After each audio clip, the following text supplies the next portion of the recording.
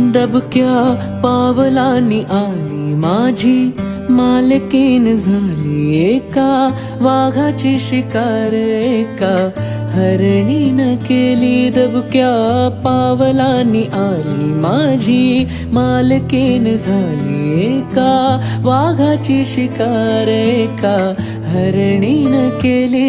यंदा यावं माझं नाव साजनीच्या उखाण्यात,